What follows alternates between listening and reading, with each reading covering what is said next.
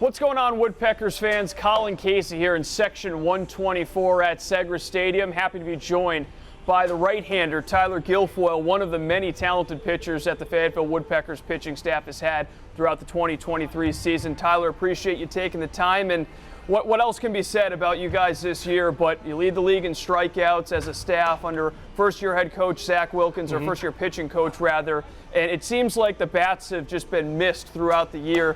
Has it been a real easy learning under a guy like Zach, who's got a lot of experience at the college level, translating to the pros? Yeah, so Wilk is an unbelievable coach, but we have unbelievable tools here in the organization with all the pitch metrics and everything at our disposal. So it's really hard not to get better. So that being said, I've gotten better this year, and we've all gotten better, and it's shown, like you said, and we've struck out a lot of people this year. You certainly have gotten better as the year's gone on. You're approaching now, well, you've just passed the 1-year mark of joining the Houston Astros organization. You're coming off one of the best months that you've seen here in Fayetteville, an ERA below 2 in the month of July. The strikeout pitch has been working for you. Has it felt like you're really getting into a rhythm? I know the numbers have backed it up, but personally for you, have you really felt yourself hit your stride? I think so. I think I kind of got that midseason stride a lot later than a lot of other guys, because I had some arm trouble earlier on this season that just kind of was nagging me.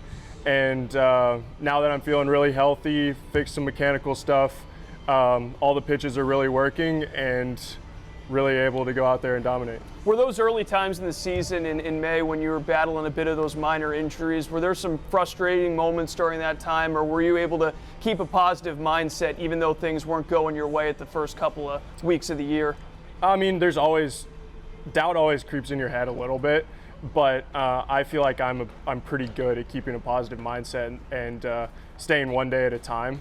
And so if you can stay one day at a time and get 1% better every day and really be diligent with all the things that you can control, then you know you're going to be in the right place. Well, your baseball career started in the Southeast as well. Of course, Fayetteville, North Carolina, a little bit further where you grew up out in Lexington, Kentucky. Right. Attended Lafayette High School, and you were recruited out of there by a number of schools, some in Kentucky, including Western Kentucky. But you ultimately went with Lafayette University in Nashville, Tennessee. Lipscomb, Lafayette. Yeah, no, you're good. A little bit of a miscommunication there. Lipscomb University, Nashville, Tennessee. Was it a little bit tough deciding to go play baseball outside of your home state, or were there really no reservations when you just decided on Lipscomb? Not really, because the pitching coach that was there that recruited me, I was fully bought in with, and being at the Division I level in a mid-major conference, but a pretty good conference known for having good pitching, it was a pretty easy choice for me. And so I was there for 3 years, and the transfer portal became a thing. And so then I actually decided to go back home and play at University of Kentucky for my final year. Yeah, you kind of beat me to the punchline there about your time in Kentucky. You find out that you're playing for the Wildcats. Your father, Dwayne, went to the University of Kentucky, so I'm sure he was excited to find that news. Was it an emotional day to learn that you would finally become a Wildcat? It was. Not as emotional as draft day, but coming home is always cool. And being able to play in front of friends and family every weekend was an amazing feeling, and be able to go home and just like have dinner with my parents on any given day is a luxury that I didn't take for granted. And so with all that being said, it was a great time. It was just 1 year, like you said, at Kentucky, but getting a chance to play for a prestigious program like the Wildcats, getting to know a bunch of teammates that were, brand new to you, but do you still keep in touch with those guys even beyond just because even though it was only 1 year that you spent on campus at Lexington? Yeah, for sure. I mean, there was a couple guys that got their names called in this year's draft, and I made sure to call them and congratulate them, or at least just send them a text and just let them know that if they need anything, if they need any little knowledge from me, because I've been in it for a year, that I'm welcome, or I'm more than happy to assist them with anything they need. And you got a chance to see them win a regional this past year. Was that a cool moment to watch that and be able to congratulate some of your ex-teammates? For sure. I was a little jealous because I feel like we should have been able to go to a regional my year, but still amazing to see the program flourishing, being a hometown kid. I've always been a fan of them and want them to succeed in any way they can. So. Well, the last couple of days here in Fayetteville, we've seen some of these draft guys come in. Does it take you back to that moment you heard your name called by the Houston Astros last year in the 8th round? It does, yeah. And I mean, I think just about everybody here could tell you the time and place they were when their name got called, because it's a lifelong dream to get your name called, and then everything kind of resets, and you got to get back to work to try to get to the big leagues. But yeah, seeing all the guys is great. Some really cool guys that have joined us, and some hard workers, some really good talent as well. So we're excited to see what they're up to. I guess I'll ask you, where were you when you got that phone call about a year ago? Yeah, so I was in my kitchen at my parents' house, surrounded by family and friends, and couldn't have asked for a better way for that to happen. And so much congratulations from everybody. And actually, was kind of a conjoined party because my sister had found out that she was pregnant awesome. Around the same time, and so it was a congratulatory party towards me and towards her, because that'll be the first grandchild in the family. Yeah, that's a great way to couple those two things sure. together. I'm sure it was a really special weekend for you and your family.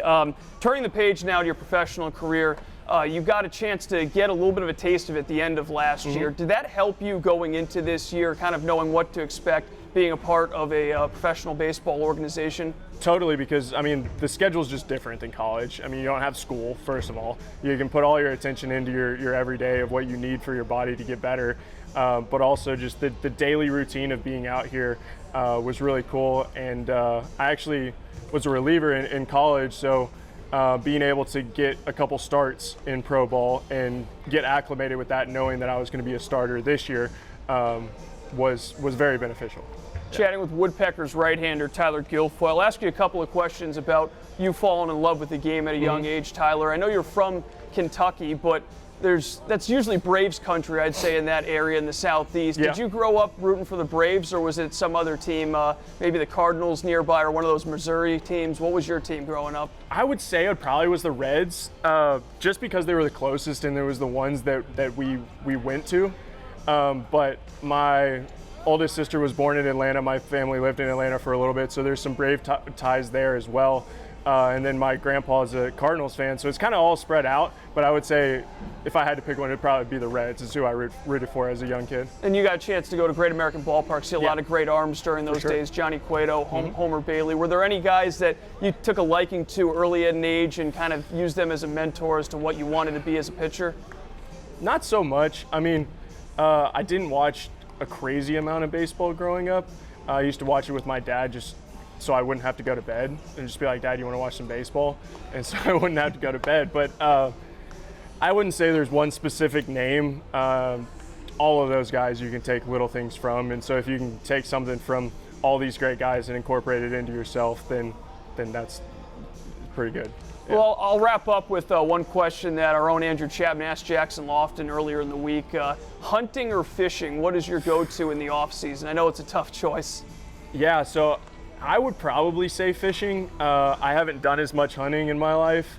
I enjoy it, but I would probably say fishing, and specifically probably saltwater fishing. I like the offshore stuff. Bass fishing's great, but I just the challenge of the offshore stuff is really fun. I know there's a lot of fly fishing that goes on too in those rivers in that area. Have you ever done that before? Not fly fishing. I would love to try it. But I mean, I've done just like smallmouth fishing in the creeks around Kentucky with my kayak and everything like that. But no fly fishing. Any memorable catches in that saltwater fishing? Oh man, memorable catches. Nothing too crazy.